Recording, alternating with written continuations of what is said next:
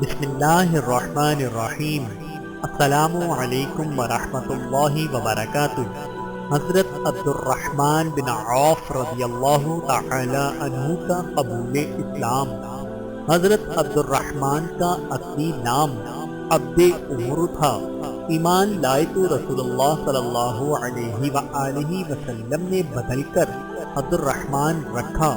عام روایت کے مطابق حضرت عبد الرحمن واقعہ فیل کے 10ویں سال پیدا ہوئے تھے۔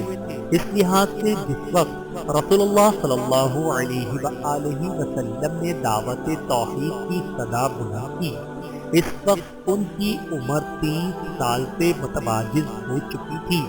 فطری عفت و سلامت روی کے باعث شراب سے پہلے ہی نائب ہو چکے تھے۔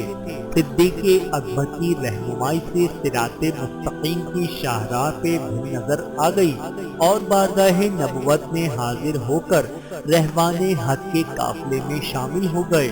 اس وقت تک صرف چند روشن ضمیر بزرگوں کو اس کی توفیق ہوئی تھی اور قافلہ سالار یعنی سرور کائنات صلی اللہ علیہ وآلہ وسلم ارقم بن ارقم کے مکان میں پناہ گزین نہیں ہوئے تھے۔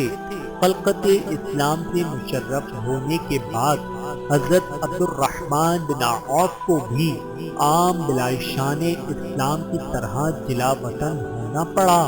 پہلے ہجرت کر کے حبشہ تشریف لے گئے، پھر وہاں سے واپس آئے تو سب کے ساتھ سرزمین یثرب کی طرف ہجرت کر گئے۔ حضرت عبد الرحمن بن عوف رضی اللہ تعالی عنہ پر اللہ رب العزت کی کروڑوں رحمتیں نازل ہوں، آمین ثم آمین۔